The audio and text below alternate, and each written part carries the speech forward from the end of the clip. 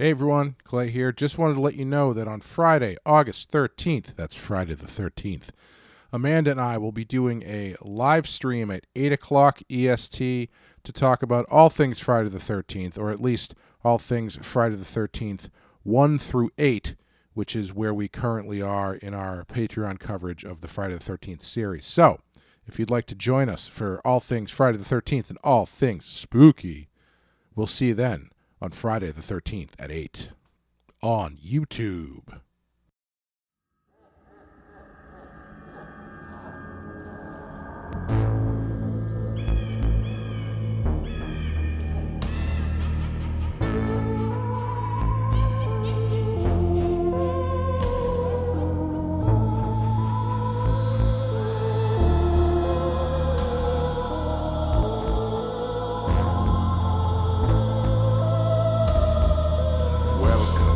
To the Rotten Horror Picture Show.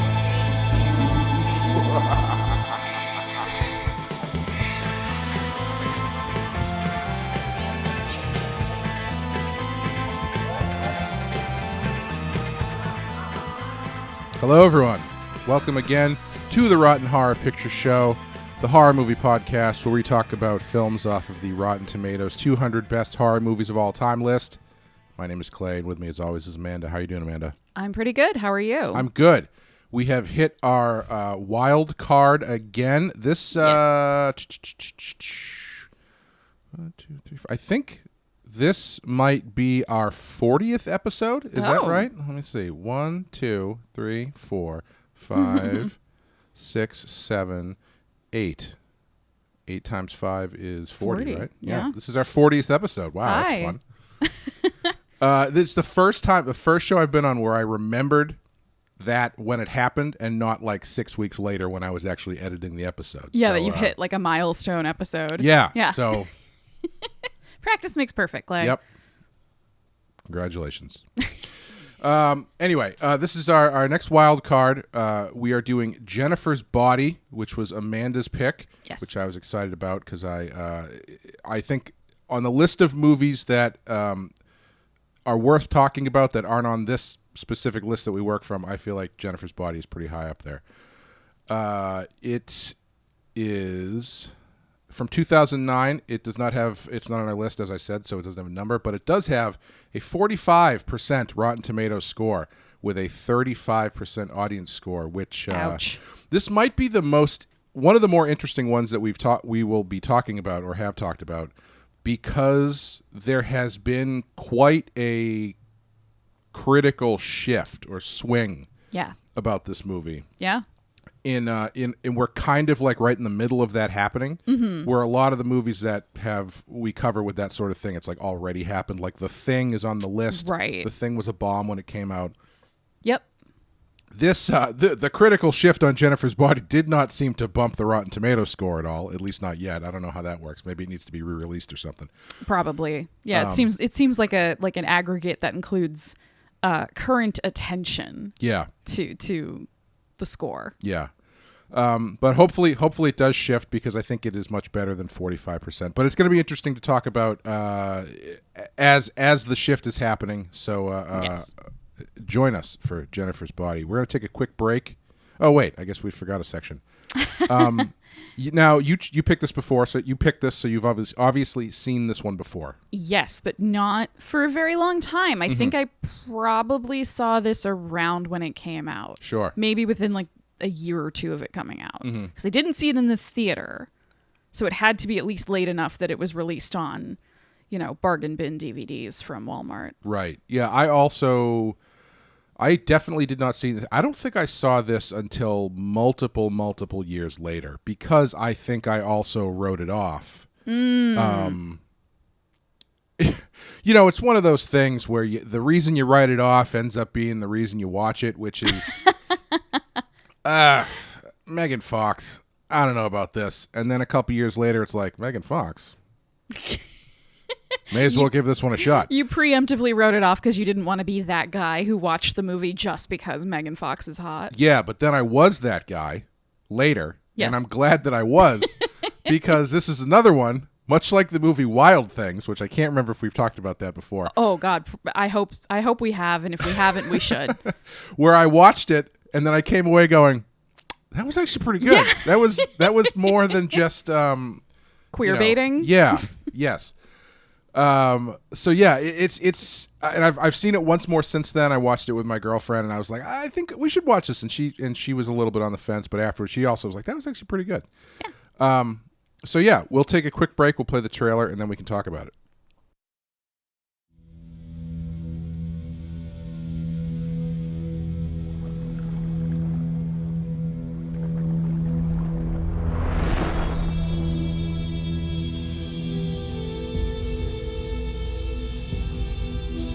You and me are going out tonight. Wear something cute, okay? You always do what Jennifer tells you to do.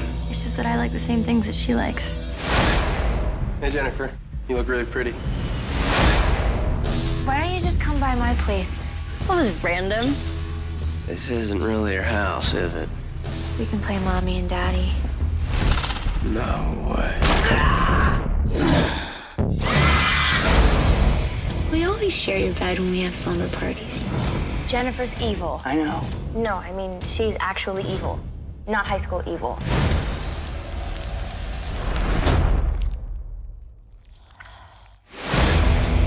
Chip is looking really cute to me lately. How is he tasting these days? You are never a good friend. You could have anybody that you want. Why Chip? You're killing people. No, I'm killing boys. Are you scared? Thought you only murdered boys. I go both ways. I will finish you if I have to. Okay. You can barely finish gym class.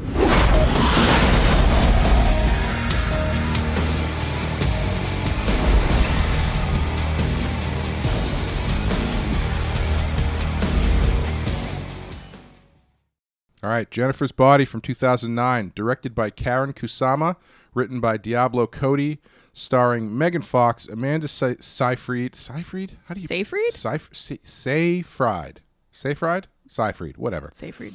Adam Brody, J.K. Simmons, and Johnny Simmons, whose middle name is James, which means this movie features J.K. Simmons and J.J. Simmons. No relation. No relation. Amanda, what happens in Jennifer's Body? When a demon takes possession of her, high school hottie Jennifer turns a hungry eye on guys who never stood a chance with her before. While evil Jennifer satisfies her appetite for human flesh with the school's male population, her nerdy friend Needy learns what's happening and vows to put an end to the carnage. I thought for a second you were going to do it was going to be like a Gene Shalit, rhyming synopsis where it was going to be like, haunted hottie hunts hunks because she's hungry. Haunted hottie. That's amazing. No, even that synopsis right there is it's a tad bit misleading. Yeah. Yeah. Yeah. As many of these blurbs tend to be for the sake of brevity, I think. And also this movie, a lot about this movie is misleading as far as how it's presented to the people who are supposed to pay to see it. And I think that was a big reason for why it didn't do as well as it did. But, agree. Well, Clay. Yes. Some things you'll find in this movie include high school library occult sections. I wish that classic. I wish that my high school had one. The magic book is my favorite narrative device in movies. It's my favorite thing. I know it's really cheap, but in horror movies, for some reason, I just find it really satisfying when someone finds the answers they need to an ancient esoteric question in a book. That's in the public or school library. Yeah, or in a basement or wherever you had. Sure, but it's especially enjoyable, I think, when it's just like. It's really funny that she gets the books from the high school library. Yes. And they make a great joke about it where she says, I got them from the occult section. And Chip goes, we have an occult section? Yeah, they're like, this movie is self-aware in some fun ways. Yes. Proto Burt Macklin. Yeah, Chris Pratt shows up dressed basically like Burt Macklin. Acting basically like Burt Macklin. Yeah, from Parks and Rec. That was a fun cameo. I totally forgot it. So when I was watching it this time through, I laughed out loud. Yeah. And shortly after he rears his beautiful face, Mm-hmm. 9/11 tribute shooters. Great joke. Oh my God. Nothing else to say. Mm-hmm. Then pre-murder Tommy Two-Tone. Mm-hmm. Yep. The I don't know why, but that 8675309 sequence just tickles me when they pause Yep. the demonic sacrifice they're gonna do to be like, what's that song? Oh, right, and then they all sing Yep. the song. Yeah. And of course, questionable parenting. Questionable because where are the parents in Yes. this movie? Yes, that is the question. Mm-hmm. That's the question in the questionable parenting. Yeah, Amy Sedaris plays Needy's mom. Yes. And she is there. It's kind of weird that they even have a scene together because the mom doesn't really factor in at all other than the fact that she's there. And I wonder if there's like cut material or something, because isn't her mom a cop or a sheriff's deputy or something? I don't know. She said she works nights, so I just assumed she was like a nurse or something. Oh, But maybe. I feel like there's like a quick glimpse of her in a what looks like a police or sheriff's maybe. uniform. I could be wrong. It's very possible. But yeah, so Jennifer's Body. What made you choose this one? Partially because it has been popping up again now in these sort of retrospective pieces that reminded me it existed. And Sure. made me want to go back and rewatch it because I remembered watching it. It was one of those ones where I got a hold of it. I think a friend had it or something, and we just watched it it was like somebody's basement when I was home for Christmas one year from like school. Yeah. Do you know what I mean? It was Yeah. one of those like, I have this. It's like new.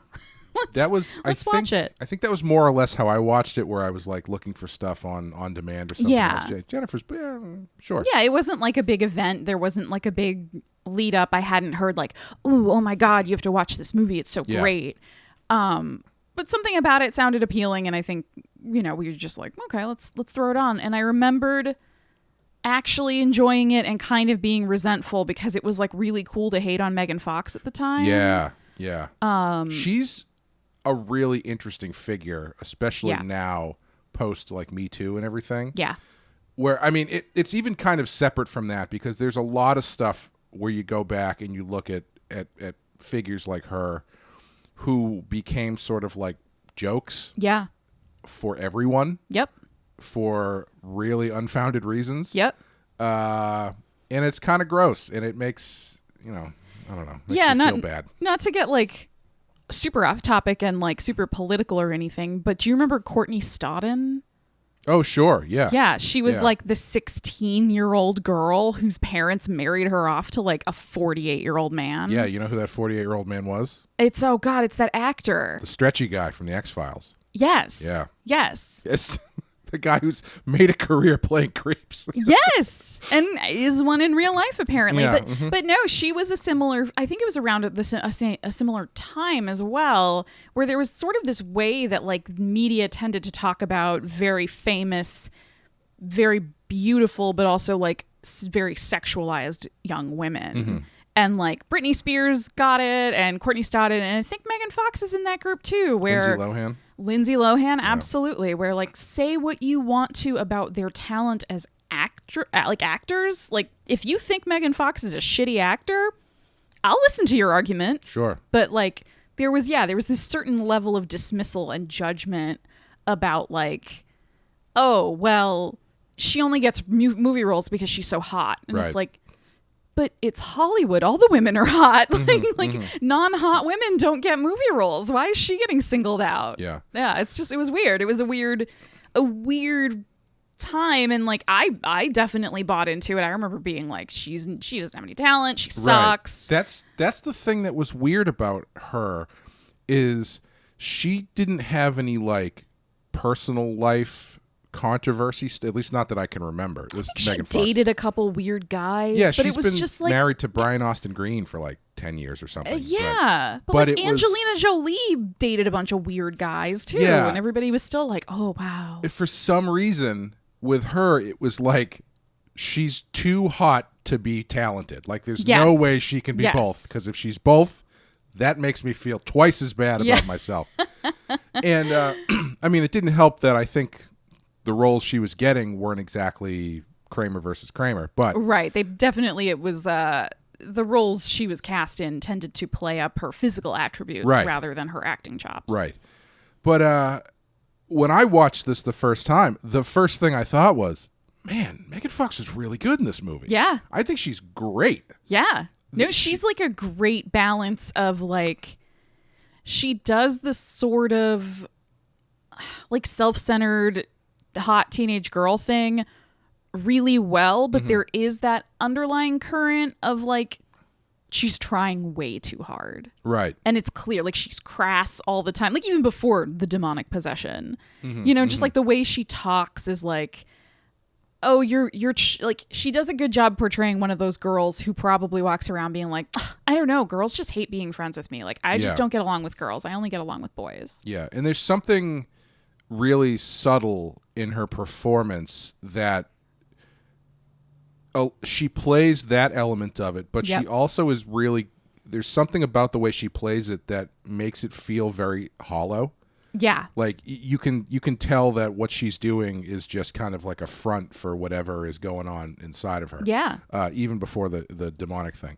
And yeah, I think she's really good. I think it is a case of not really getting the credit at the time. Yeah. But yeah, this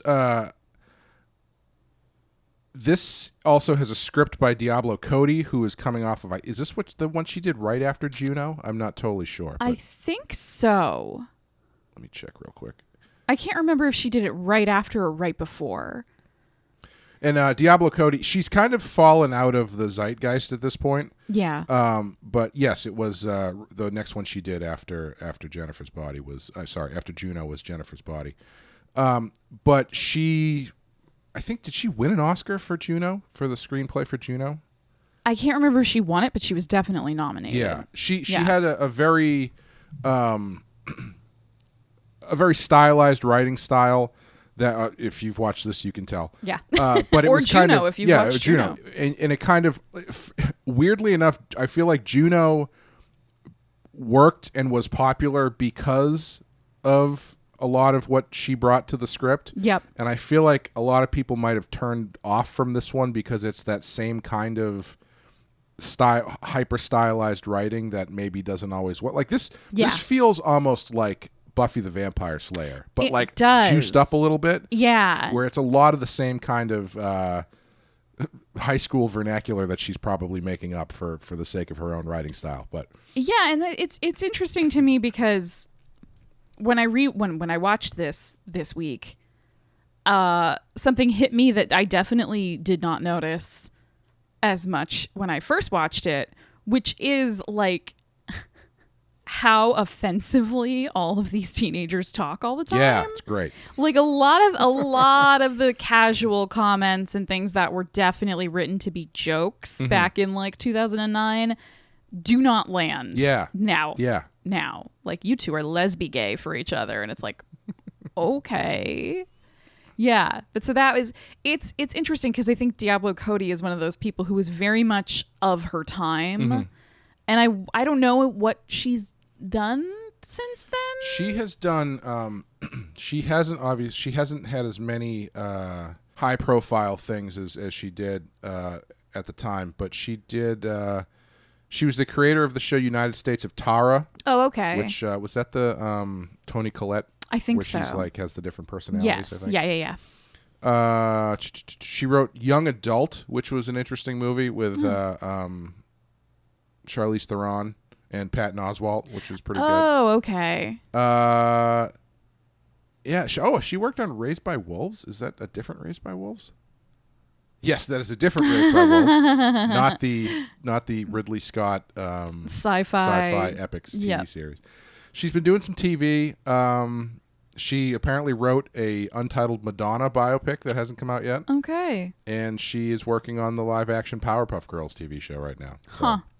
So she's still out there. Yeah. I feel like she's less of a, like you said, she's kind of like fallen out of the zeitgeist. Yeah. Like she's still working, but that's sort of like when Juno and when this came out and it was like, oh, that unique Diablo Cody something is kind of like, I don't know if it stopped being effective as time went on because it is so grounded in a specific time and style. Like, this is one of those movies that definitely feels to me, it feels dated to me. Like, it feels of its time. Sure. When you watch it visually, and some of the things, it's sort of like it gestures at some really interesting themes and then tends to kind of back away from them a little bit. Yeah. But it reminds me of like just like when I think of like this movie in terms of how deep in the time period it is, in terms of like the way the characters are dressed and the soundtrack, it makes me think of Scream. Okay. And how like of the 90s Scream was. Well, I wanted to talk about that because this movie came out in 2009. Yeah. And I would say it feels relatively convincing as far as like if I don't watch this and think these people are trying really hard to be high school kids. I think it works relatively well. Yeah. But where with Scream, you look at it and go, okay, mid 90s, definitely. I was having a hard time placing this because it came out in 2009, but I was trying to think if this was, I guess it makes sense to ask you because you're a few years younger. Do you find the styles in this to be recognizable to high school? Because I was asking Meredith about it. Yeah. And she was like, no, it feels like it's like just past the time that we were in high school. And I was like, yeah, it's a weird kind of mix because you've got some stuff I recognize from when I was in high school and some stuff like the more really kind of heavily emo kid stuff that I don't really think popped as much until later. Okay. But I don't know. What did you think? I mean, it felt pretty close to what I remember. Yeah. Okay. Yeah, those sort of weird little like cropped sweaters for girls that were like tiny, like you'd put them on over a tank top. Sure. Like low-rise jeans were still a thing. Like low-rise like boot cut jeans, like skinny jeans weren't a thing. The sort of like relaxed like mom jeans that are cool now aren't a thing. The waists are high now. The waists are high now. We for now. we were driving. We were going somewhere and we drove by a group of like 4 or 5 girls who were all dressed identically. And I don't even know if they realized they did it, but it was all like white tank tops and jean shorts, like short-cut jean shorts that were like waist high at the lowest. Yeah. And they all looked and I was like, so we were both like, so I guess that's the thing now. That's what the look is, I guess. I mean, maybe. You never know. For those girls, it was. It might have been a gang. I don't know. They're going to jack your car, Clay. Yeah, it's a very high school remake of The Warriors happening down the street. Yeah, no, I mean, a lot of that felt pretty close to me. The person whose outfits felt the least realistic to me were actually Needy's. Oh, really? Okay. Just like they kind of put her, and I think a big part of it was like, all right, we have Megan Fox, who's really hot, but we need to emphasize how hot Megan Fox is, especially when she's demon Megan Fox. But we also have Amanda Seyfried, who is slouch. Yeah, who is also goddamn gorgeous. Right, yeah. And we have them in the room next to each, like they're always together. They're like next to each other all the time. How do we emphasize how not hot Amanda Seyfried, an objectively hot person, Universal is? Language. Glasses. Yep. Hair back and down. Yep. Bad hairstyle. And big clothes. Yeah, exactly. Yeah. Exactly. And it's like, I know there were teenage girls out there who definitely wore grandpa sweaters. Right, yeah. But I did not know them. I did really like the scene where Jennifer convinces Needy to go to the bar, go to see the band, and she says wear something cute, and she's like, that has a very specific meaning. Yeah.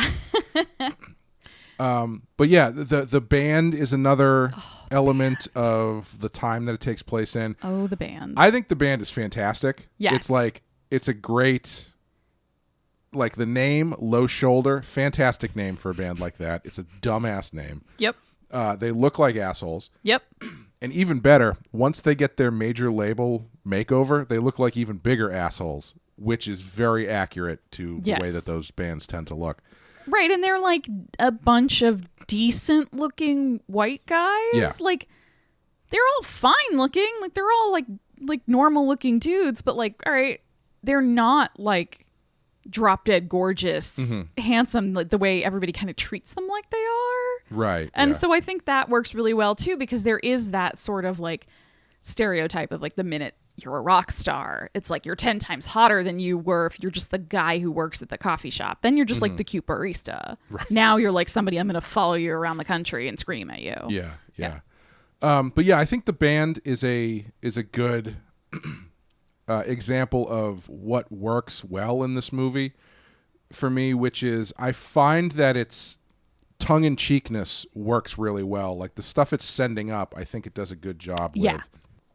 Like some of the more that's where I feel like the crossover with Buffy happens a little bit, where you've got certain things they're sending up from these genre movies, like the library in the high school having an occult section. Yep. Or it's extremely Buffy. Yes. Or the band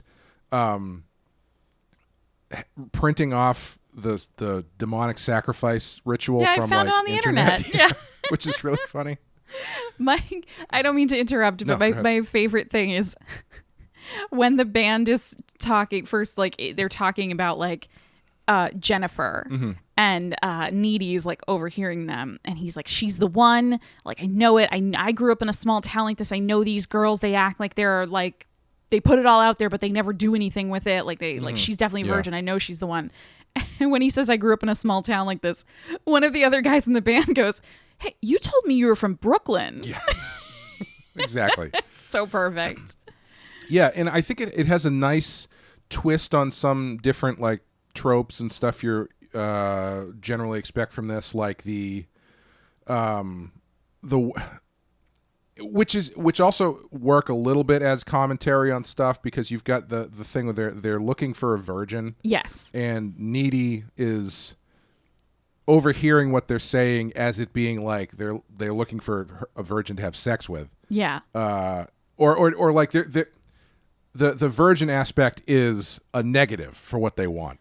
And so that's why she's like, she is a virgin and she would never go out with anybody like, Yes, so just leave her alone. Right. And then even when Jennifer ends up in the van later, she reinforces that she is a virgin and they don't want anything to do with She says something like, I've never even done sex. I don't even know how it works. So just go find someone who does. Yeah, and it's an interesting play on that kind of stuff, because it's the use of the virgin in a horror movie element that you don't generally see. Yeah, and I like that this movie sort of turns it on its head a couple times, where because we hear Needy say it, and then we do actually at some point, at least I can't remember exactly when chronologically in the movie, Jennifer says it. You do spend a lot of the movie thinking that she is a virgin, or like assuming she is, like Well, I think she says it pretty early, because after Needy overhears them. Right, Needy says it pretty early. I can't like the part where Jennifer says it is like a flashback to what they did to her. No. Well, in the same scene after Needy hears it, she goes over to Jennifer and she says they think they were talking about you. They think you're a virgin. She's like, virgin? I'm not anywhere close to a virgin. I forgot about that.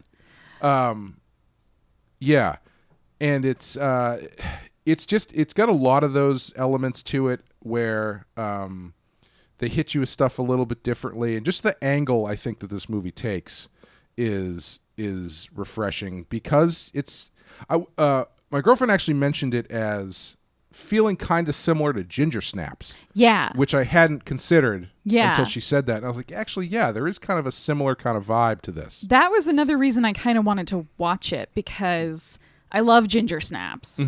And I know that like when you look at some of the surface elements of this movie, you can argue a lot of similar themes. You know, there's like the sexuality of teenage girls as they're like getting older, and the danger that kind of can be like, I don't know. I think there's interesting overlap between the two movies, but I think because the central relationship between the two girls is so different in this one, it adds like a whole new layer of like because there's another. We made a comment. We were either, I don't know if we were recording or just talking about something we'd watched, and we were saying how there aren't many horror movies with like openly gay protagonists or main characters. This is not that. Correct. But I could see a world in which if this movie were made now, where like they would just like, maybe Jennifer would just be bisexual, or maybe Needy would, or maybe they both were. Like it's kind of interesting the way that this movie approaches their sexuality, because there are a couple like very like sexually charged moments between them. They actually like they make out at one point, and it's played a little bit for like titillation of the audience, right? But I also think the actors, like I think they have genuine chemistry, and there's a genuine like between the two characters. There's this kind of like, do I want her? Do I want to be her? Do I love her? Do I hate her? Like throughout the whole movie, where it's like they feel so intensely about one another. Whether or not that's like a romantic or sexual love or something else, it's still there. It's like it would be kind of disingenuous not to have them act on it at some point. So it doesn't feel like straight up just like queer baiting to try and get gay people to like this movie. It does feel to me genuine to the characters. Like it makes sense to me that they have that in there. Yeah, I feel like the relationship between Needy and Jennifer is the most interesting part of the movie. Yeah. Just because it is so seemingly complicated. Yes. Because they are so extremely close but extremely different. Yep. And Jennifer, even before she gets possessed, has this desire to ruin the things that Needy likes. Yeah. And I don't know if that's because she's jealous of them or what. And then once because she when the emo kid asks her out, which is another great joke where he asks her if she wants to go see the Rocky Horror Picture Show, and she says, I don't like boxing movies. And then Needy says, I don't know, I think he's cool. Yeah. She immediately turns on a dime and goes to destroy him. She literally yells, hey, wait, and makes him come back. Yeah, and there's also she starts saying kind of complimentary stuff about Needy's boyfriend, like shortly after Needy kind of like is like, oh, Chip's great. She's like, yeah, Chip's looking kind of hot. She's very like chipping away at it. I don't know if it's because she's insecure about it, or if because she hates these things that could get in the way of her and Needy, or if she just wants to be mean to her. I'm not really sure. And then once she does become this demonic thing, her sexuality becomes like a literal weapon. Yeah. And it doesn't matter, kind of. She's just like having fun figuring out what the hell these powers are and stuff. And like, how much can I get away with? And and so the scene where they make out too is like, it is this weird sort of culmination of tension that's been there, but at the same time, it's also Jennifer just using her weird new kind of like sexuality powers on Needy just for the sake of having fun with it. So it's a really interesting dynamic between the two of them. Absolutely. And I think there's like, you could read it this way, and I kind of do, to be honest, where like they've been friends for so long and they were so little when they became friends. I wouldn't be surprised if like the nickname Needy came about, like if Jennifer gave her that nickname. And the irony of that is that Jennifer is the needy one. Right. Like she's always, and I think that's more what she's doing. Like it's a form of jealousy, but I don't think it's to piss Needy off so much as to keep Needy insecure, and also to take other things away from Needy that take Needy's attention off of her. Right. Like I think it's very much like, no, you're my best friend. That's your role. That's your job. That's what you do. Right. You don't get to have your own things. Like, you don't have other friends. I don't even like that you have a boyfriend. I don't like that you... Like, she gets mad when she finds out that Needy talks to Colin in class. Right. She gets like, that's when she's kind of like, oh, okay, you're friends with him? Then you think he's cool? I need to get rid of this guy, like, right away. And it's just, a lot of it's about keeping Needy isolated. And she does tell her when she comes to Needy's house the night of the fire, the night where she's been 8675309. She says, I couldn't bring myself to hurt you. So I had to leave. I had to go find somebody else. Yeah. Yeah, it's interesting because Jennifer, for all the people that we see in this movie, Needy has other people in her life. Yes. But Jennifer seems to not. Yeah. Even though she puts up this front as though she is constantly pushing people away and brushing them off because she's so popular. Yep. But really, that illusion is the only thing she has, which is why when she turns into the demon, it manifests itself in she starts to look bad. Right. She doesn't have enough attention, quote unquote attention, which in this case is, I guess, human blood or something. But organ meat.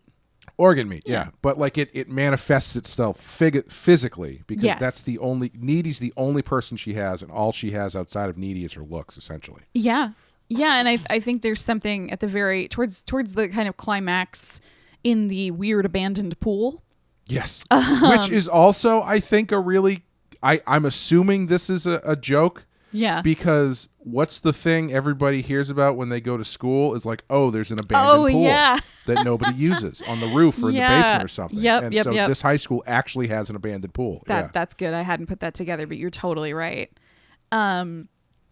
But one of the things that Needy says to Jennifer that actually seems to hurt Jennifer is she starts saying like, oh, what? Like a year or two ago when you were actually still socially relevant. Right. Yeah. And it's like that gets to her more than most of what Needy says or does. Yeah. So Jennifer gets abducted by the band who is trying to strike a deal with Satan in order to become... He's our only chance now. Yes. What do they say something? The band, the guys who are the actors in the band, they're so good because they commit so hard to being total douchebags. Yeah, yeah. And one of them's like, yeah, I mean, we're aligned with the beast now. Satan's our only chance at a major record label deal. Yes. They sacrifice Jennifer to this demon in order to get fame and fortune, which again, even this is interesting because it works, but what Needy finds, and maybe this is too convoluted, I don't know, but like when Needy goes to the occult book section and figures out what's going on, she finds out that there's a ritual that if you do it with a virgin, it will work full stop. Yes. But if you do it with a non-virgin, the demon will manifest itself in the body of the girl that you sacrifice. Yeah. That's fine. I can't decide if, like, it still works, though. Like, it still works, but it also brings a demon into the world. I can't decide if that's, like, too convoluted. I guess it works. But, so Jennifer comes back as this sort of monster that preys on human flesh or blood. Would you call her a vampire?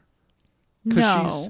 There's a lot of vampire elements to it, but she's not explicitly a because when we were watching it, I was watching it with Meredith, and Pat was packing to leave. Yeah. So he wasn't watching the whole thing. So he came in maybe like halfway through, and at the end when Needy stabs, he wasn't super tickled with the Diablo Cody of it all, but when Needy stabs her in the chest with the box cutter, his response was, "Did they really move away from a wooden stake just for a box cutter Home Depot joke?" And I was like, well, she's not explicitly and I had never really thought about it, but it's like, there's a lot of vampire like accoutrement in this movie because she's eating these people, but she is like drinking the blood more than anything else. She's kind of like lapping it up. And she does get killed by getting knifed through the heart. I see the connections. She doesn't read as like classic vampire to me. Yeah. Like I think of it much more of a succubus demon situation, because she seems to be drinking the blood, but also like eating these dudes, like actually eating them. Yeah. Like what is it? There's a comment I think Chip's mother makes to him, like, did you hear what that boy Colin looked like when they found him? And it was like, a pile of meat with like teeth or something like that. Calls him like a meatloaf with glasses or something. Yeah. It's like that. So she's not just like biting the flesh off over a major artery and then like hanging out and drinking it. Right. She is like tearing into these guys. Yeah. She's really ripping them apart. I think the reason that Pat thought it was more of a vampire is because of the scene in the pool with Chip. Yeah. She really only gets him in the neck. Yeah. So if I guess if that's the only one you really see, I can see, oh yeah, vampire. Okay. Right. But the ones with Colin and Jonas, the football player, the first one that we see her really chow down on. Yeah. It seems a little more involved than and there just is vampirism. There does seem to be another element to it as well, because when she's I think it's when she kills Colin, she says something like, I need you to feel helpless or something. Like there's a certain, it's almost like Pennywise from It a little bit, where like she feeds on the fear as much as anything else. Yeah. Right. She's like, I want you to be afraid and helpless and like hopeless or something like that. Yeah. So I think there's more to it. I understand why, again, like you said, if you just saw that sort of like limited portion of the movie, I would get why you would think that, but I wouldn't call her a vampire. Yeah. But I think all of that makes for a really interesting character in Jennifer, where you get a lot of mileage out of thinking about her afterwards. Like, because it comes off, it feels like I do wonder if this movie is a little bit hindered by the Diablo Cody of it all. Yeah, and like the high school of it all. Like and the fact that it is stylized to feel like a high school movie. Yeah. When I wonder if there's a different approach that is a little bit less, this is a high school movie starring Megan Fox. Stylistically, it feels like that until, I don't know, 20 minutes in or 15 minutes in when she gets sacrificed to a demon. Yeah. Where maybe the focus realigns a little bit and lets you kind of really dig into the interesting stuff that's going on instead of focusing on the slang and the low-rise jeans and stuff. Yeah. I wonder if even if it was just a high school movie that was trying a little less hard to be hip. Sure. Do you know what I mean? Or like there was that very like late 90s to mid to late aughts even, where the idea was that like teenagers had to talk like teenagers, and that was they spoke in a different way, and everybody sort of had that. I think it really kicked off in a movie like Scream, but like Joss Whedon perfected it. Like quippy, everybody's really quick, everybody's really sarcastic, and like saying everything very ironically and just like tossing off like insults and commentary all the time. There are some great lines in this movie. Oh, absolutely. But I wonder if some of that, like you were saying, kind of buries the opportunity to like treat these characters like they're anything more than just like quip machines. Yeah, and I also think that, like, this probably sounds really dumb, I think this movie is actually smarter than people give it credit for. Yeah. Because a lot of the stuff, I feel like a lot of the stuff that comes off as just like stupid lines are actually like darkly funny. Yeah. For instance, when they're in the bar, and after we meet Burt Macklin and learn that Jennifer has had some sort of relationship. He's a police cadet. Yes. He's not a policeman. Yes. And later on, Needy makes some comment about being worried because the cops are going to find out, and Jennifer says, I have the cops in my back pocket. I'm fucking a cadet. Which is like such like a high school sensibility thing where it's like that's the sphere that you're in is as big as the world gets. So Yep. the fact that she's sleeping with a police cadet means she has like pull at the police state, you know. Right, and that's also like a very small town Oh yeah. like attitude, which is I think something that this movie does. Not to sorry to like totally interrupt and derail, please but do. like I really like the way that this movie portrays its small town. Yeah. Because it actually avoids a lot of the stereotypes. Like we're not getting like roving bands of rednecks. Right. Yeah. You know, like it's the guys kind of from out of town, not the like, oh, you know, the weird family that lives alone out on their farm on the edges of town. Like they're not the creepy cannibals or anything. Right. It's like these like handsome kind of slick young guys who come from out of town and bring this bad shit into it. And I feel like a lot of more modern horror movies treat small towns like, oh, you're going to be narrow-minded, you're going to be rednecks or hillbillies or whatever. And it plays with the idea that everybody knows each other in a way that's not like, again, the sort of stereotype of like, oh, the high school bully, and like turns out that his mom went to school with the kid he bullies mom, and like, you know, it's they don't do all of that. It's more of like, oh, there's a big tragedy when this bar burns down, Right. and a bunch of people, like 8 people die. And so the whole town goes into mourning because everybody knows each other. So it is like a big tragedy for them. There's also that also plays into a nice scene where it's a strange scene, and I think it's a really good scene because it kind of works on a couple levels, because when they go back to school, the way everybody else is reacting to what happened kind of puts Needy off. Yeah. Because they're reacting in a way that is not...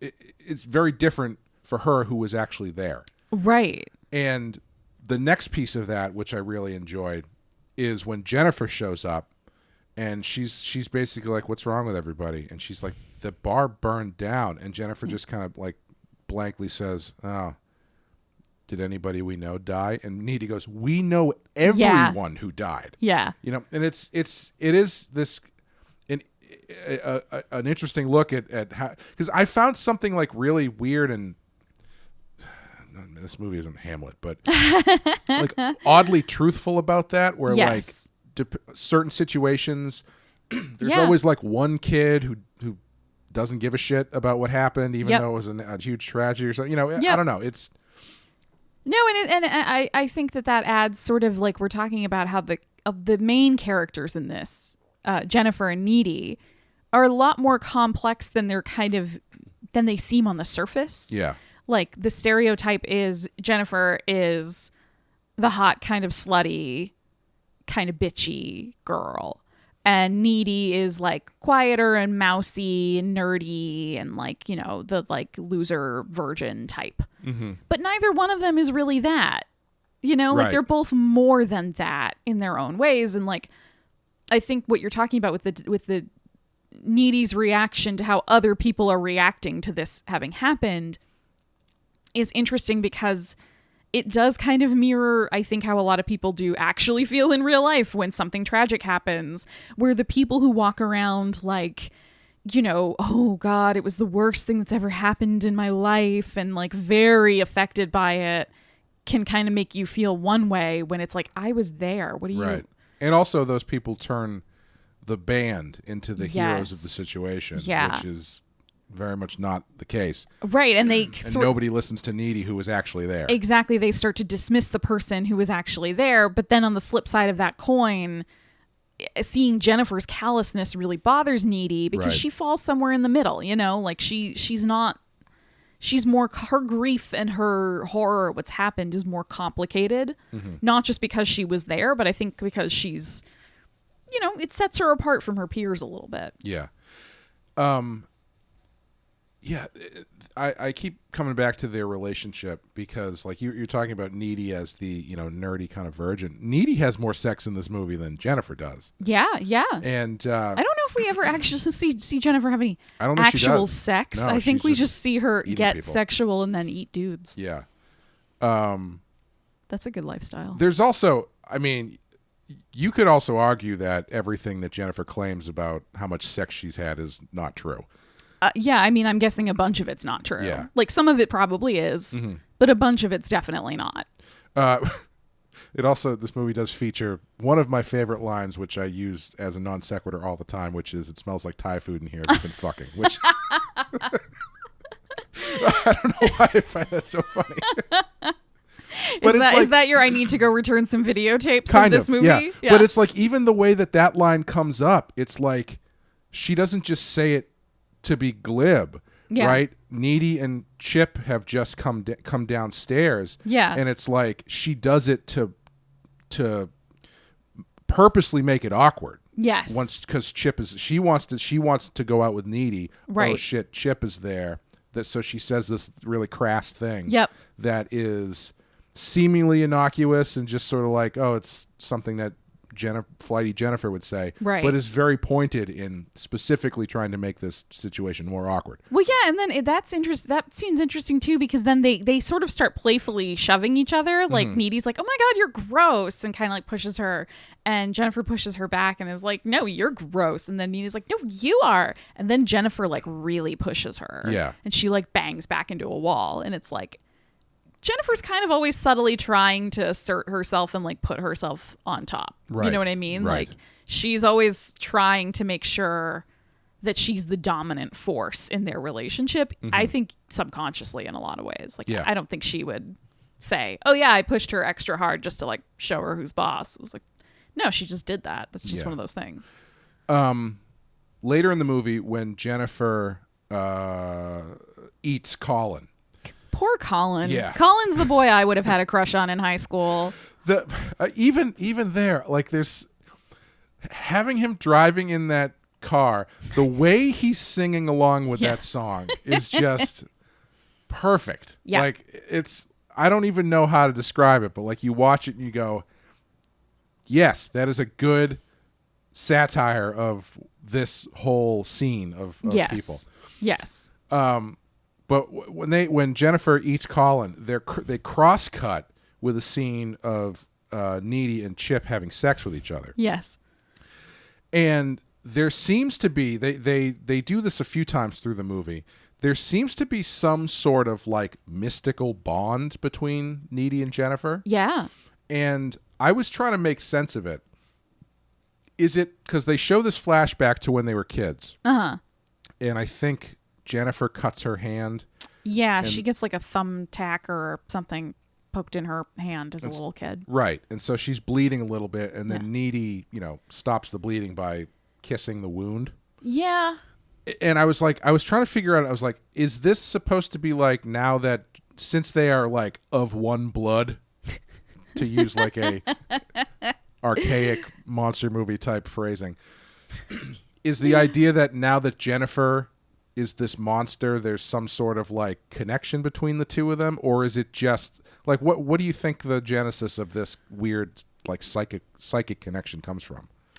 I don't know for sure. I don't think that the pinprick thing is played quite explicitly enough. Maybe it is. Yeah, I wonder if it's just, since they're doing a monster movie, if it's just like a literalization of how close two people can get. Because they are supernaturally close in regularly, so why not just throw some magic in there and make it even more so? Yeah, I mean, she's splitting her face open and eating people. I think if we're going to buy into that, we can buy into a little like psychic friendship bond. Yeah. The one thing that always surprises me about this, I've seen it 3 times, and every time I forget, is that they killed Chip. And I can't forget that they killed Chip because I hate him. Chip sucks. He's not so bad. Chip sucks. I think it's really, the sex scene is really funny when he asks if he's too big. It is. That scene is so funny because like she starts moaning and making sounds and gasps because she's seeing what Jennifer's doing, right. while Jennifer is Colin, dismembering Colin. And they kind of cut to Chip's face a couple times, and he's like smirking a little bit. He's like, "Yeah, I'm really good at this. Yeah. She's gonna have an orgasm." Mm-hmm. And then then slowly he realizes that she's like crying. Mm-hmm. And that's when he asks, that sounds pretty accurate. am I hurting you? Yeah. Am I too big? It's like, nah, bro, you are not. Yeah. Fucking Chip. But yeah, it always surprises me because, like, it just doesn't. I guess this type of, and I think this is me typecasting the movie. Yeah. But this type of horror movie, modern horror movie, I feel like the boyfriend generally does live. Like, it's, I feel like you don't see the bleak kind of ending that this movie has in a lot of, like, run of the mill, we're going to make a horror movie for teenagers type thing. Yeah, and I think this is one of the places where this movie and Ginger Snaps really overlap for me. Sure. Because what it serves to do by killing off the boyfriend or the love interest before the final, confrontation is it pits these two female characters directly against one another. Right. Which I think is really cool. Like, I think it's because the movie's about them. Yeah. Like, as much as I'm being a jerk and being like, oh, Chip sucks or whatever, he seems fine. He doesn't deserve what happens to him. I can acknowledge that, even though I think he sucks. But he's unfortunately, he's kind of an accessory to their relationship. Like, he's the third wheel all the time between the two of them. And so it would be kind of a letdown if he were the one who was like helping Needy push the box cutter into her chest. It's like it should kind of come down to just these two. It's kind of funny because I think Chip probably feels like Jennifer is the third wheel in the relationship. Yeah. Yes. And so that tug of war is kind of interesting. Yeah. And it is interesting that Jennifer ultimately wins that battle. Yeah. But I think there's another version of this movie, a more modern kind of tame version that ends at the pool scene. Yes. And so like I honestly kind of thought I think I remember like when I was coming into that scene, I was like, this doesn't feel like the ending I remember. But I thought it was gonna be. Yeah. Yeah, that's what I thought too. So when he stabs her, when Chip stabs Jennifer with the busted pool skimmer, I was like, oh, are they really gonna have almost dead Chip make the save, and then that's gonna be the end of the movie? Like I forgot about the ending. I love that Jennifer asks, do you have a tampon?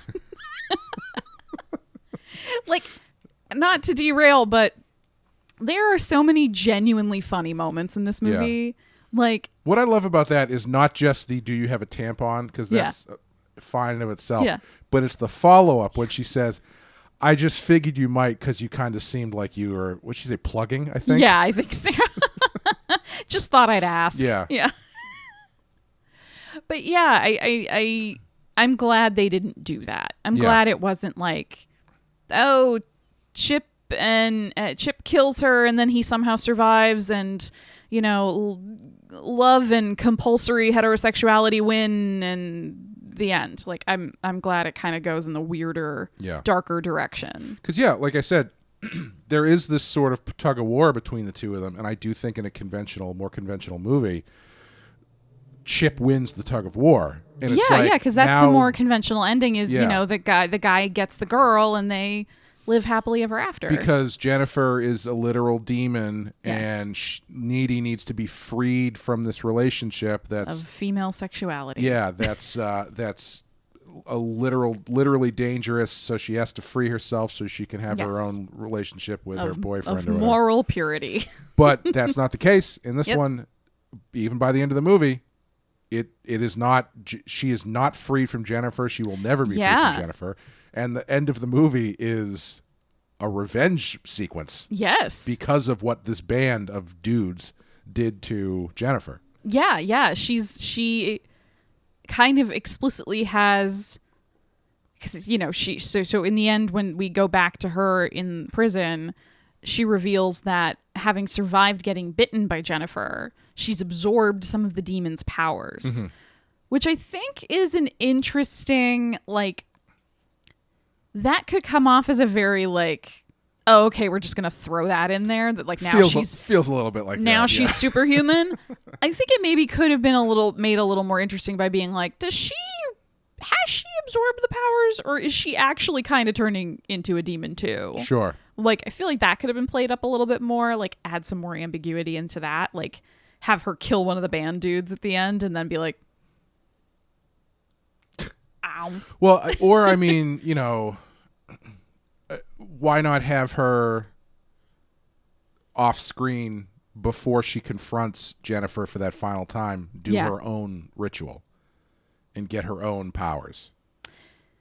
Yeah, I'm kind of glad they didn't go that way. Yeah. I think it's I don't think it matters either way. I feel like then we just get like, you know, fucking like, you know, superheroes fighting each other at that point. Yeah, well, I mean,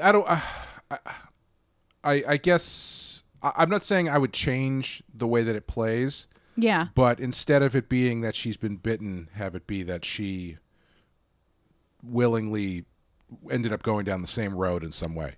Okay. Yeah. But the bite again, it feels a little bit tacked on, but I don't think it doesn't work. Yeah. I think for what the movie is and how it is kind of satirizing a lot of the stuff, and like we already have unexplained psychic connections to contend with. This is like, sure. Yeah. And I wonder, do you think that's one of because the critical consensus for this movie, as we said, was not great. The highest rating was a 75. This is going by like Metacritic. Yeah. 75 from Roger Ebert, saying it's not art, it's not Juno, it's not Girl Fight for that matter, but as a movie about a flesh-eating cheerleader, it's better than it has to be.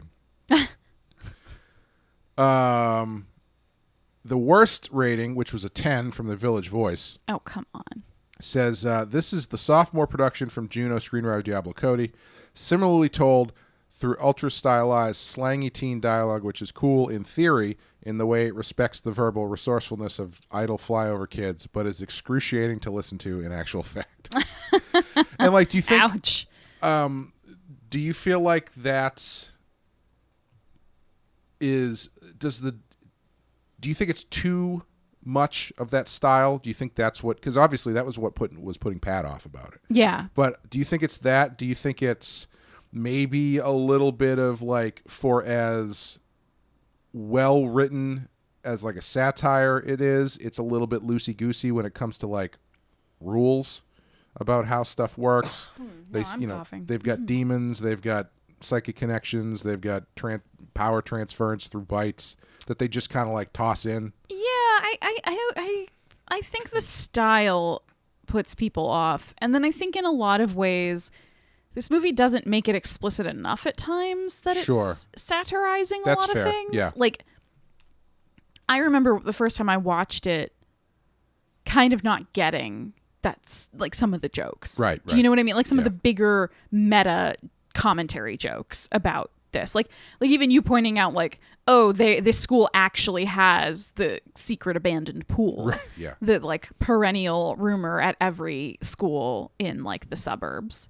And like I did not put that together, and I wish I had. And like even the fact that some of the things that are overtly played for laughs, like you obviously get those, but some of the things that are less overt can just feel, I think, off-putting if you don't realize what they are poking fun at. Right. Like the fact that J.K. Simmons as a teacher is just like all of a sudden like offers a tissue to a student with his hook hand. Yes. And it's like, you know, if you didn't realize that was poking fun at a lot of movies where like the obvious guy with the hook hand is like, yeah, he's the bad guy, or like all the urban legends and stories that typically get told, and just the general attitudes around somebody with not just a prosthetic, but a hook for a hand. Sure. Like if you weren't aware of that stuff, you'd just be like, wait, what? What the hell are we supposed to read off of that? Like, what is that all about? Why did they even include that? Do you know what I mean? Yeah. Yeah, it I bet you probably weren't going to expect me to say this, but oh boy. It reminds me in that way a bit of RoboCop. Okay, yeah. Where I have gotten into many discussions over the merit of RoboCop as a satire, because there are a lot of people who do not read it that way and just read it as like a very fascistic 80s action movie. And you're like, no, that's Judge Dredd. Yes, yeah. Well, Judge Dredd, also a Yes, satire. yes, yeah. Also, RoboCop is kind of a direct line from Judge Dredd, but that's a different podcast. But like, and if you want to say RoboCop is a crass, obscene, fascistic 80s action movie, you are correct. Yes. But there is a reason for it. Like, Yes. that is part of the satire of what's going on. Like, it is that movie is being made as it is for a very specific reason. Yeah. And there's a lot of stuff built into that as a whole you can look at and go, oh, all right, I see what's going on here. This is actually a pretty dead-on satire of disturbingly more and more relevant themes. Yeah, seriously. And I think sometimes if you have buried that stuff too deep, then it can just go over everybody's head. Yeah, and I wonder if that didn't happen to some extent with this movie. Yeah.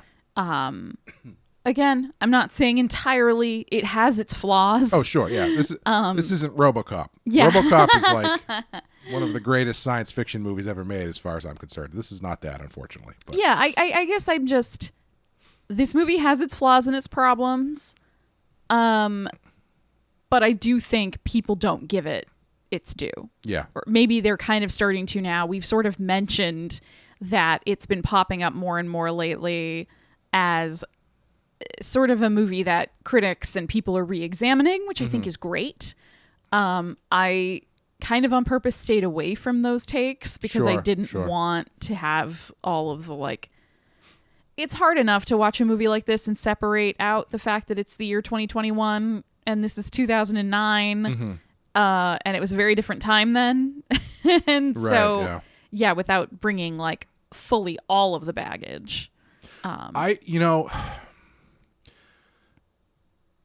This movie, I don't know if this movie gets made the same way today, because I think there's I don't think so. another way you sell this movie, which is probably how they would sell it now, which is Jennifer gets revenge on a bunch of guys. Yes. Because of how she's been mistreated and underestimated. And that's really also not this movie. No. All the guys she victimizes seem like maybe they've asked her out on a date before, or maybe they haven't, but they want to because she's pretty.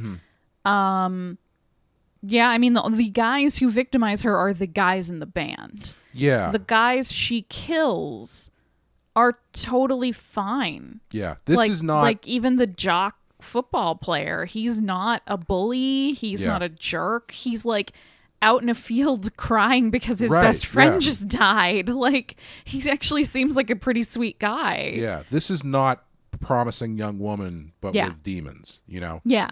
And I think nowadays there would be I think that would be tempting to pitch it that way. Yeah. But yeah, I don't think there's a reading of this movie where Jennifer is not the antagonist. And I'm not saying that there should be, but like she's not like a good person. She's not a good character. She's not a terrible person, but like my point is, she is morally gray enough that I don't think you can really twist this into some sort of like empowerment tale so much. Right, yeah, because I don't think it needs to be that, which is great. Which is great. Exactly, yeah. Yeah, and to continue to belabor the comparison to Ginger Snaps, I think, similarly to that movie, Jennifer didn't deserve what happens to her. She didn't deserve to get tied to a rock and knifed a bunch of times by a guy who wants to be the guy from Maroon 5. Also, that's a joke that holds up. Yes, it does. It's a good joke. He's like, do you want to work at the coffee house forever, or do you want to be the guy from Maroon 5? I think for that second performance, when they come back having been glammed up, I think Adam Brody was watching like the Killers videos or something, because he had those like ridiculous dance moves down. Yes, like jerky dance moves. Anyway, I'm sorry. No, it's perfect. But I think the difference between Ginger and Jennifer is that Ginger tries to resist what's happening to her. Right. Ginger's scared. Right. And Ginger doesn't fully understand what's going on with her. She knows she's acting weird sometimes, but sometimes she doesn't. You know, it's she has less control over what's going on with her, and is just kind of starting to follow instinct. Right. It doesn't really, it's more happening to her. Whereas Jennifer figures out pretty quick, like, what she needs and what her new instincts, her new demon interior is driving her to do. Right. And there's never a time where she asks for help. Right. She never tries to not do it. She doesn't try to resist. She enjoys, like, oh yeah, I ate this dude and now my hair is great and I feel fantastic. Right. And I'm just going to wait until things start to look a little, like at split ends. I'm going to go eat another guy. Like, Yeah. She seems very casual about it. She's not bothered by it at all. She has no moral struggle with, like, oh no, am I a monster? Is this the right thing to do? Like, should I tell someone? Should I ask an adult for help? There's none of that. She's just fully like, no, this is kind of great. I'm having fun. Yeah, and I think what happens to her, which is interesting from a character standpoint, is she is someone who is generally empty. So Yes. she's, all she has is needy, as we said. Yep. She gets this thing that seemingly should give her everything she wants, but even that doesn't do it. Yeah. And instead of recognizing that, she just triples down on it. Yeah. Yeah. She's always looking for the next. It's like somebody addicted to a drug almost. It's like you have to keep pushing for the high that you want. How do you feel about, as we're getting close to the end here, how do you feel about the scene where Needy kills her? It's a little anticlimactic. Yeah. In that there's no, like, ritual necessary. It's like, I guess it's a little bit like she's this powerful demon. She's able to, like, hover. She's very strong. Like, all of this stuff. She's practically invulnerable. She gets driven, the, like, pool skimmer pole driven through her midsection, and she just walks it off. Yeah. But then a box cutter to the heart is just like, that's enough. Yeah. I Not guess, like blessed in holy water or... Yeah, which is kind of why I was thinking, like, if Needy had done some other sort of ritual thing that might have even if it had been some sort of, like, you have to find the knife that killed her originally, and you gotta go it has to be that'll kill her for real. I'd be which like, she all does right. find at the end, right? Yes. Yeah, so it's like, if you're gonna bring it back, you could have brought it back for that. Right, exactly. I don't know. Yeah, it does kind of get into a little bit, that's my pet peeve of unnecessary movement, because, like, it feels like that pool scene should, if not just that pool scene, an extension of that should be where it ends.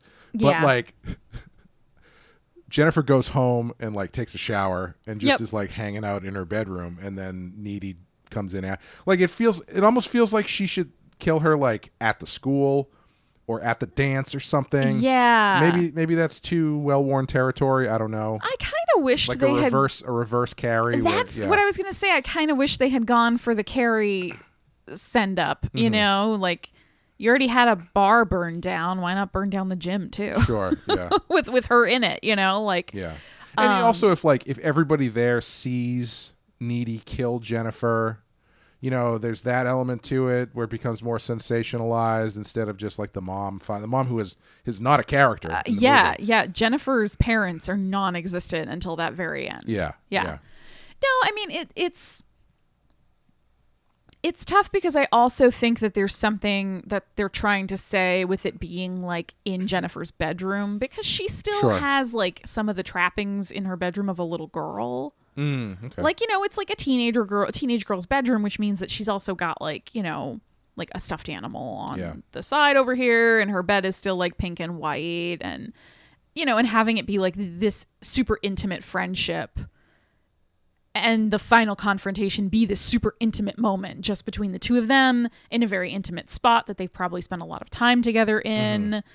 I can see what it was sort of going for in terms of maybe like an emotional impact to their connection, but after you've had like sort of the big set piece moment before that, it does feel like they just sort of drop you into a more boring place with it. Especially if it's going to be all you need to do to kill her is stab her. Yeah, and especially because you're coming off of like, what happened to Chip? Yeah. Is his body still at the pool? Right. You know, or I was just thinking, would it work better if it was at Needy's house where she kills her and Needy's mom finds her? Because that, at least mother is a character. True. But Maybe. I mean, at Jennifer's house, you get that element of Needy's broken into the house and has killed Jennifer. I don't know. Right. It makes her look extra crazy. Yeah. Yeah. I would have liked it, I think, if there had been a scene somewhere in there beforehand where maybe Needy had snuck in when Jennifer wasn't home and like set a trap. Okay. You know, like a kind of like, well, if you put salt over the windows and you put these I see. secret stones in the corners, once the demon's in there, she'll be vulnerable and you can stab her. I think like that's kind of what's going missing. to the ritual thing you were looking for. There's something.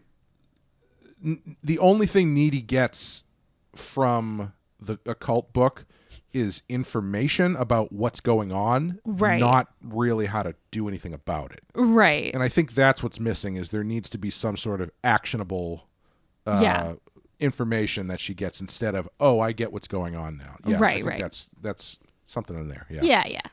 The music in this is very good. It's good and it's hilarious. Yeah, it's so of its time. It's definitely like flashbacks washed over me. And the song that's written for the movie for the Low Shoulder band, Through the Trees, I think it's called, is pitch perfect. Yep, great song. Yep. Great song in that it's a terrible song.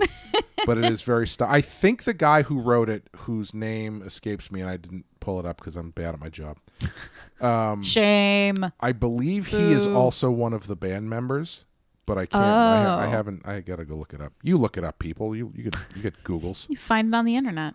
Yeah, that stuff works really well. But yeah, I think that's Karen Kusama, the director. Yes. That's the other thing we were going to talk about is the perspective is very specifically female in this from the writer, director, the main character, everything, which is really unique. We can hand wave that because women. Yeah. But Karen Kusama directed a movie called The Invitation, which is on our list, which I fucking love. Yeah. So it's a really interesting jump for her to go from this to that because they are very, very different. But it does make me really interested to see what she does next because I actually think, did she do Eon Flux? I think she did Eon Flux. Did you see that movie? I did. How was it? I liked it. Yeah. Yeah, I think it got kind of panned at the time as like there was like that movie came out and something similar around that time where it was like badass ass kicking woman in an outfit. Yeah, it might have been that I think it was a Mila Jovovich movie or something. Probably that sounds right, but I liked that movie. I thought that was a fun one because she's a very good director. Yeah, and I'm looking forward to what she does next, and I'm looking forward to covering The Invitation. Yes, definitely. Would you? This is not on our list. Would you place it on the list? I don't know. Yeah. I have a hard time with this one because it's a fun movie. Like we keep saying, I think it doesn't get the credit that it's due. I think it's trying to do some interesting things with varying levels of success. Mm-hmm. I don't know if I would put it on the list if we're talking the top 200 horror movies of all time. Yeah. When you actually say it out loud, I'm like, no, probably not. Yeah, exactly. Yeah. That's kind of what my struggle with it, with this question when we do wild cards, like should it be on the list? And it's like, well, objectively speaking, probably not. Right. I mean, it has its flaws. Do I think it was overly the reception? It got an overly harsh reception. I do, and I think people who wrote it off, much as many of us did, including the two of us initially, as just like, ugh, Megan Fox, bad actor. Give it a shot. Yeah, I would agree. I think it's worth watching. The style can get in its own way a little bit in some places, but I do think it's unique in it. And Demon Jennifer looks great. Yeah, she does. Like the when her face gets all terrifying, it's awesome. Yeah, I think you'll be surprised Well, I hope you'll be surprised if you watch it with what you actually come away with. But Yeah. good pick. Glad we Thank watched you. that one. I'm going to hit the randomizer button. Beep, boop, boop, beep, beep, beep, boop, beep, boop. Kyle, one of our listeners, asked whether or not the randomizer was a real thing or not, or whether it was just me picking movies. And I said that the answer was yes. So our next movie is going to be, where is it? Number 131, which is An American Werewolf in London. I'm excited. Very excited about. It is currently actually streaming on Amazon Prime as well. So that's good. Hooray. Yeah, I haven't watched American Werewolf in London. That's one of those movies where I think I've mentioned before, I kind of give movies that are highly regarded as classics like 3 chances. Yeah. Like Halloween, didn't really like it the first time. Yep. Didn't really like it the second time. The third time I was like, okay, I get it. Yeah. Blade Runner, did not like it the first 2 times. Third time I was like, all right, I get this now. And I think I'm on 2 with American Werewolf in London. And I Okay. still haven't really come around on it. So Okay. we'll Interesting. see. This is going to be a third strike episode possibility for American Werewolf in London. So I'm looking forward to doing that on air. Exciting. But yeah, I think that's going to do it for us. If you want to follow our descent through the Friday the 13th series, we're doing that on Patreon. You can support us at patreon.com/the Penske File. Is it still July? If it's July still, Yes. we will have just put out part 7, Yes. which I'm very excited about. And then if it is August actually brings with it a real life Friday the 13th. So we're going to be doing something special for that. We might either do a live stream episode for Jason Takes Manhattan, or we might just do like a general, review of the series at this point. But we'll let you guys know what we're going to do. But thank you guys for listening. Thank you, Amanda. Thank you, Clay. And we'll see you guys next time. Bye, everyone.